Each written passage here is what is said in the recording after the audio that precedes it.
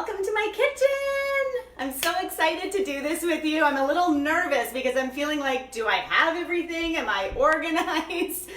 Who knows, but you'll be here with me to help me. So if you're interested in making delicious, healthy balls with me, and these little guys that kind of look a bit like toffee, those candies that you can buy, they don't really taste like toffee, but they look a little bit like toffee. So I'm super excited. Hi, Sandra. I was hoping that you'd be here because I want to make these with you.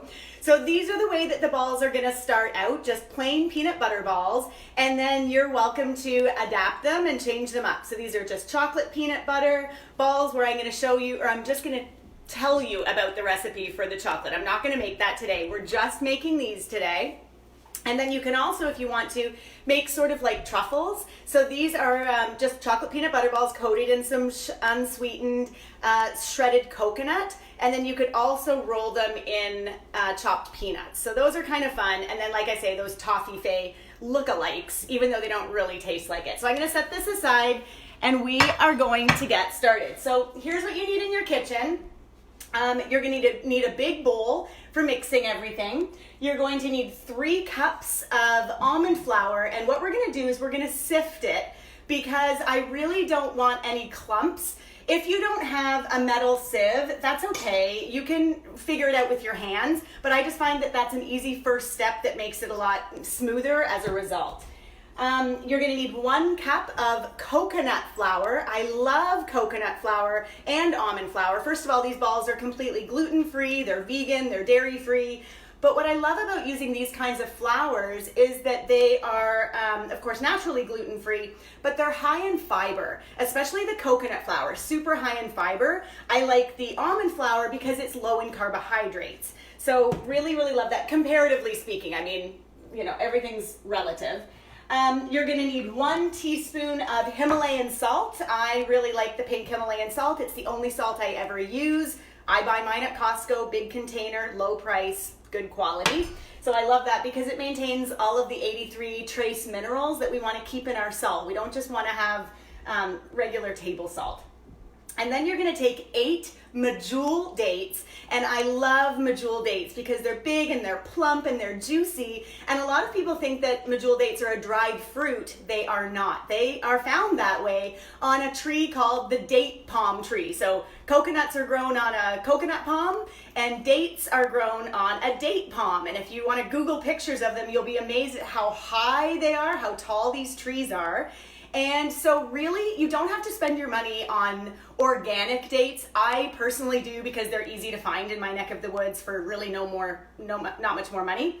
But if you can't, don't worry about it because really the farmers don't need to use a lot of pesticides because these trees are so high that they don't tend to get a lot of bugs and issues that way. So what you're going to do is soak your dates in just cover them in warm water, and that's going to make them really nice and soft. Because what I've tried to do with this recipe is to keep it as simple as possible so that you don't even need a food processor. If you want these balls really smooth with no visible dates, like I don't know if you can see here, if my camera is going to pick it up. I know there's some little pieces of coconut on this one too, but let me show you this one. They both have it. But there's like little pieces of date skin that you can see.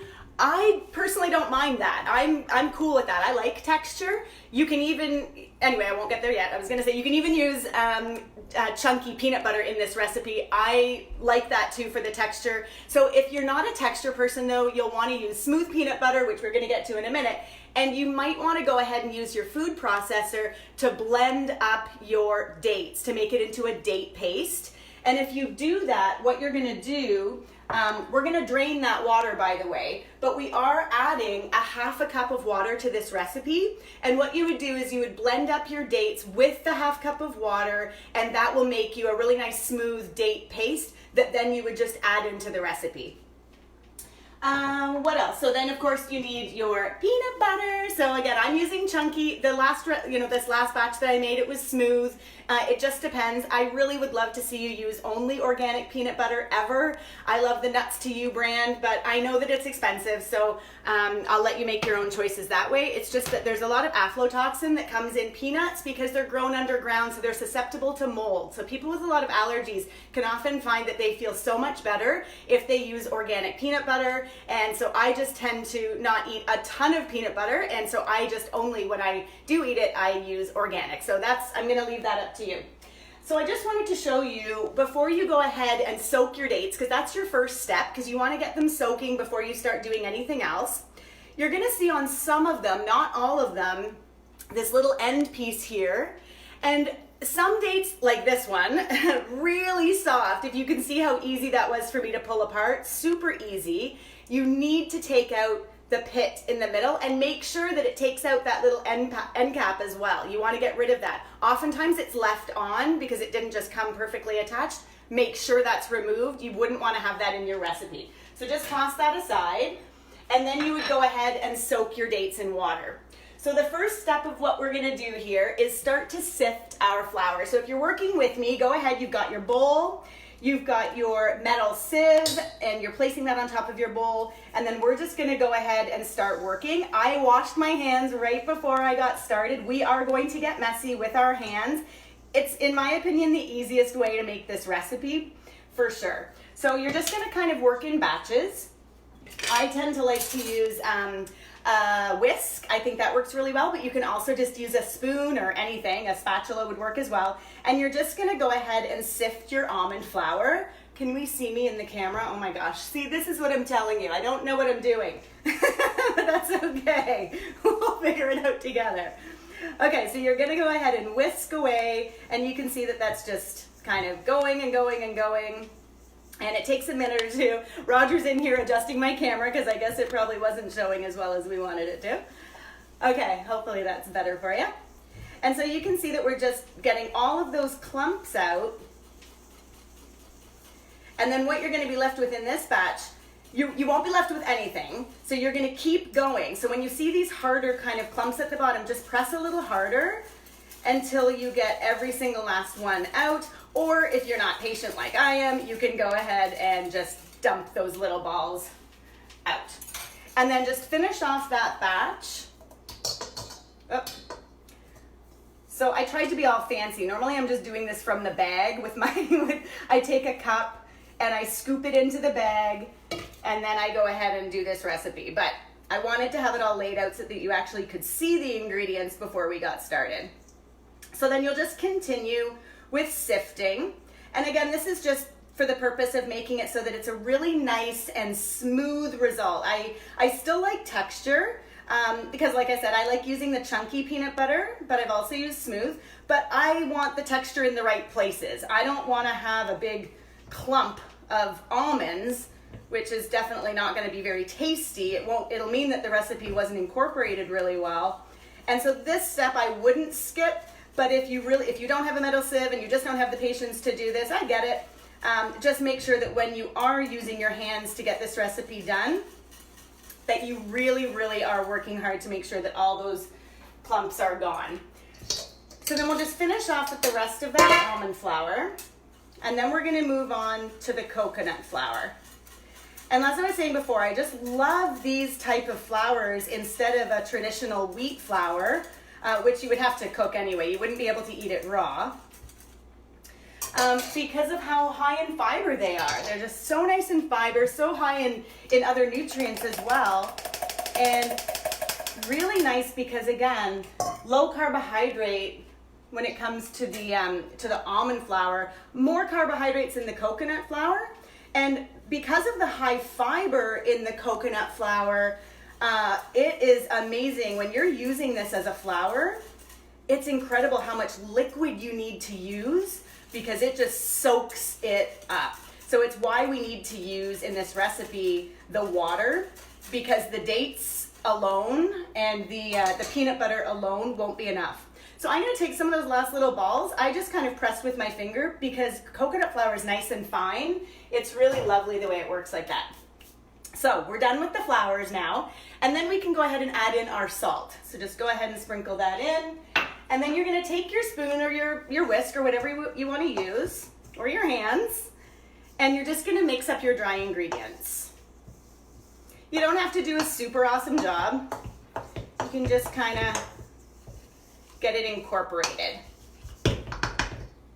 And now what we're gonna do is we're gonna take that same metal whisk that we used, or sorry, the metal sieve that we used to do our flours, and you're gonna drain the water off of the dates. So I'm gonna go ahead and do that now. You probably won't be able to see me at my sink. I don't know if you can or not. I don't think you can. So I'm just draining off the water. And then once they're drained, you're gonna go ahead and just plop those babies into the bowl. And then you're also gonna go ahead with your water, so your half a cup of water. So you're gonna pour that in, and then you're gonna grab your delicious peanut butter. So this, Roger, I asked Roger to measure this out for me. I think, Roger, you gave me a full cup. Of peanut butter? Yeah. I did indeed. He did. It's only a half a cup, but because this recipe is totally customizable, I want you to know that you can taste as you go. And if you're saying, it's just not sweet enough for me, because I'm somebody that I am always looking to go less and less and less sweet. I find sugar horrendous. I can't eat sugary desserts ever anymore. I really can't. I mean, once in a while I'll have something, and yeah, sure, it might taste really good, but it is so saccharine sweet to me that it's almost off-putting, because I've gotten my taste buds have gotten so used to naturally sweetened desserts. So for me, it's just, I can't do it. So I lessen and lessen and lessen and lessen the amount of sugar that I use in everything. So for me, the 8 dates is perfect. It's a perfect amount of sweetness, especially if I'm going to be turning them into chocolate peanut butter balls. Then I find it even more perfect, because the chocolate, of course, has sugar in it. I use maple syrup in the recipe that I provide for you, which is still sugar. We still have to be mindful. But so that's my taste. When you're making this recipe, because it's all edible, like we're not cooking this recipe, as you're going through, you can just keep tasting and deciding, I think I want it to be a little bit more peanut buttery, or I think I want it to have maybe one more date. Let's try that. Just to know, about 16 grams of carbs in a date, and I think, 13 grams of sugar, I think is what is in each one. So they're fairly sweet. But what I love about dates, and as you can see, I'm just going and getting dirty with my hands, mixing everything together. It's the best way to do it. What I love about dates is they're a natural sweetener. Of course, they're all, they're completely natural. And they're really high in fiber. So because of that high fiber content, it means that we're not spiking our blood sugar the way that, like a maple syrup or even a honey or anything else is really going to spike our sugar. So I don't want that to be the result. And that's why I love baking with dates. I love sweetening with fruit. I love using bananas to sweeten, and I love using dates to sweeten. I also like using apples in my recipes. So what you're gonna see is basically just a batter. I don't know if I can get this over to you, if I can show you. You're starting to see, I can't really see. Hi Lynn, how are you? Hi Chris, hi Maria. So if you can see it. So we're just getting messy with our hands. We're just gonna keep going. I'm gonna use both hands now. Now we're getting serious. This is a bit of an arm workout at the same time. So it's fun for kids. They can get their hands messy in here too. And what I'm also doing is when I come upon a piece of date like this, I just kind of take my fingers and I kind of break it apart. And then I just keep incorporating it into the recipe. So if your dates though weren't soft at all when you soaked them at the beginning, you definitely want to soak them longer, and that might be where you do need to go ahead and use a food processor if they are hard. Remember to store your dates in the fridge. That's what I do. It keeps them fresher for longer. And keep your flours in the freezer. So the thing with natural flours is that they can go rancid, because any type of nut or seed really quickly can become rancid, and you don't want that. Hey Roger, can I get your help for a second? Yeah, maybe. I forgot to put out my baking sheet with a little piece of parchment paper on it, please. Parchment's over there. And then I just need you to grab the baking sheet and put that on so that I can start rolling the balls. So, yeah, flour's in the freezer. You can also put them in the fridge, but I just find I have a lot more room in the freezer. So I just love keeping them in the freezer, and that keeps them fresher for even longer. So we're just gonna continue to keep working away here. And then once you feel satisfied, you're ready. Now, one ingredient that I didn't put in that a lot of people love, thanks honey, that I love, that a lot of people love to put in is vanilla extract. As you probably know, I'm in recovery. 18 years ago, I got sober. And to me, the taste of alcohol is really off-putting. And vanilla extract is made from, pure vanilla extract, is made from vodka-soaked vanilla beans. And I don't have anything against that, but I don't like the taste. I just don't like the taste. I've tried tons of them. The best flavored vanilla extract, in air quotes, if I could do that right now, is from Mexico. And unfortunately, it's not real. I wrote a whole blog post on it. It tastes delicious, but it's not real and it's not good for us. So unfortunately, I'm kind of stuck with using pure vanilla bean, which right now, because of the shortage, they are like $24 for 3. So it's ridiculous. But if you love vanilla extract and you want to add that into your recipe, then go for it. Then what you're going to do when you're satisfied that it's all mixed in, I don't need to do this now because I've made them so many times, but you'll want to the first couple of times. Take a tablespoon measure and just kind of, figure out about a tablespoon. You can place it in and then go ahead and start rolling. Don't need to wash your hands in between. You just need to start rolling. You can wash your hands at the end. You washed at the beginning and you just start rolling your balls, and you're gonna get about 48 in this recipe. If you use a half a cup of the peanut butter, the 3 cups of almond flour, the 1 cup of coconut flour, and the 8 dates. If you change that up, you'll either get more or less. And then you just go ahead and keep rolling, and then you're gonna throw this entire pan in the freezer. So I just take a parchment lined baking sheet and I just place them on there. Once I'm all done, it goes in the freezer. Overnight, they get to freeze. And then the next day, that's when you're welcome to go ahead and make a chocolate sauce and turn them into chocolate peanut butter balls, which if you weren't with me at the beginning, look like this. And the way that you'll do that is you'll make your chocolate sauce over the stove. I'm gonna provide you with the whole recipe. Anyone that wants this recipe, just PM me and send me your email address and I'll email it to you. And so you'll make your chocolate sauce, and then what you do is you take a fork, you drop a ball into the chocolate sauce, then you take your fork and shake off the excess. You pick the ball back up, shake off the excess, and drop it onto your parchment lined baking sheet. Or you can use a toothpick if you really want to be picky and not have any splatter whatsoever of your chocolate sauce. You can use a toothpick to gently drop it onto your parchment lined baking sheet. If you want to turn it into truffles, like what I showed you here, coconut chopped peanuts, then you will want to use your toothpick, and you will still use the fork method with dipping the chocolate. You have to work quickly because those frozen balls harden the I'm laughing because I'm thinking of Ralph watching this with you, Sandra, laughing his butt off of me saying frozen balls, and because Roger was already laughing this morning. So then you'll take your toothpick and you will stick a toothpick in it, and right away when you're done shaking it off with the fork, with the chocolate with the fork, you'll stick a toothpick in it and have a plate of your shredded coconut or your chopped nuts, and you're just twisting that, twisting your wrist and sprinkling with your other hand and then dropping them onto your parchment lined baking sheet. They go back in the freezer until you're ready to serve. The other thing you can do is what I've made called, this was just for fun, healthy toffee. So I was seeing all of the boxes of Toffee chocolates candy in the grocery stores recently, and I was like, oh, I could probably figure something, I could fashion something out of that.